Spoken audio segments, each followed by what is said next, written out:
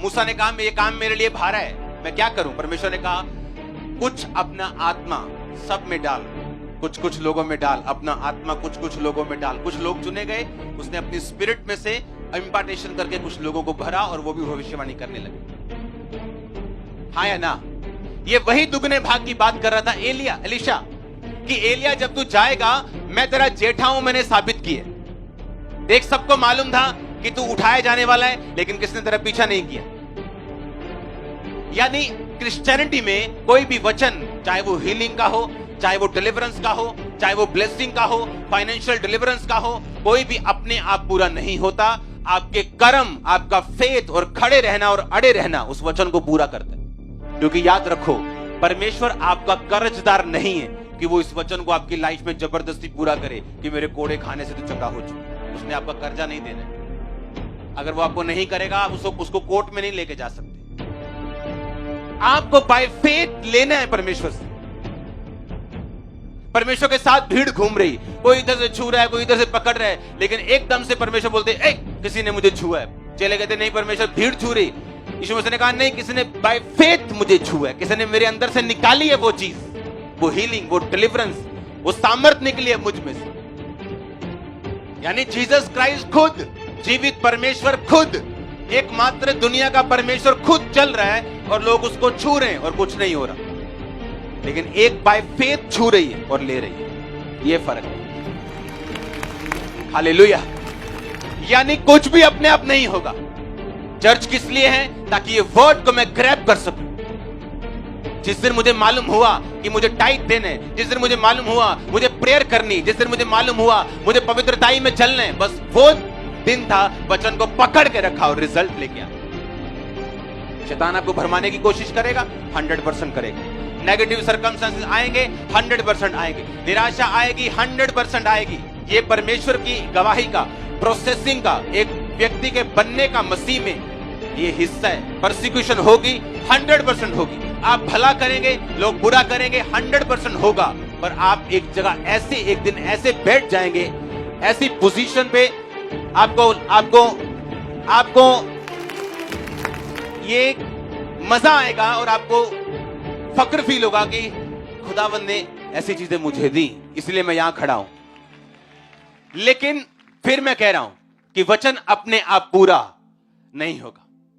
उसके लिए मेहनत, खड़े रहना, बाय फेथ। सबको मालूम था, सब आगे बोल रहे थे अलीशा आज एलिया जा रहा है।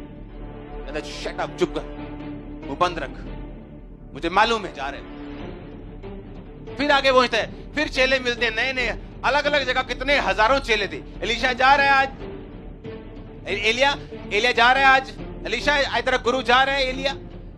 शट अप, चुप करो, मुझे मालूम है। और किसी ने पीछा नहीं किया उसका। अगर उन्होंने पीछा नहीं किया तो उस मस्से के भी वो हकदार नहीं थे। कौन परमेश्वर से ब्लेसिंग ले सकता है? कौन ये चीजें को ले सकता है? कौन उन वायदों को जो आपको मालूम है ये मेरे लिए, वो 20 साल से बेबी ना होना, चर्च में बड़े रहना, खड़े रहना, अड़े रहना, और उन प्रोमिसेस के ऊपर, उन वायदों के ऊपर जो परमेश्वर ने किए, और अपनी लाइफ को मेंटेन रखना स्पिरिचुअली, ये साबित करता है आप तैयार हो उसको लेने के लिए। और कोई दुनिया की ताकत आपको रोक नहीं पाएगी। परमेश्वर ने कहा था जो जेठे होंगे उनको दुगना भाग मिलेगा, और उस दुगने भाग का एलीशा क्लेम कर रहा है अपने कर्मों से।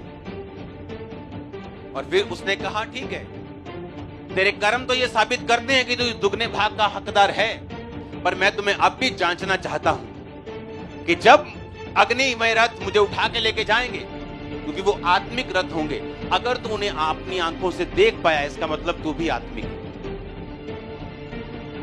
यानी परमेश्वर का पीछा करना, टाइट देना, प्रेयर करना, बाइबल पढ़ना, रोजे रखना, पवित्रता में रहना, और उसके साथ ये सब कुछ जेन्युइनली करना, आत्मिक रूप से करना। कोई सेवा भी करना तो आत्मिक रह के करना, किसी को दिखाने के लिए नहीं, निगाह में आने के लिए नहीं। एलिया ने कहा अगर ऐसा है, अगर तू मुझे देख पाया, इसका मतलब तू आत्मिक है, तेरा शारीरिक पार्ट पूरा हो गया, अगर आत्मिक भी पूरा हो गया तो वो दुगना भाग तेरे पे आ जाए। और जैसे ही वो उड़ा, उसने कहा हाय मेरे पिता। वो चद्दर उतरी, उसने चद्दर पकड़ी, जाके उसी नदी में मारी, वो दो भाग हुई। जितने चेले आराम से रिलैक्स कर रहे थे, अब अलीशा के पैरों में आके गिरते, कहते अब वो आत्मा तुझ पे ठहर गया। जो पहले उनकी मेहनत, अलीशा की मेहनत उनको बेवकूफी लग रही थी, बाद में वही अलीशा उनका अगुआ बन गया। आप समझ रहे हैं? आज वही रिश्तेदार जो आपको मूर्ख मूर्ख कह रहे हैं, कल ऐसे हाथ जोड़ के खड़े होंगे। मैं सच कह रहा हूं, मैं घमंड में नहीं कह, मैं सच, ये प्रोफेटिक वर्ड दे रहा हूं।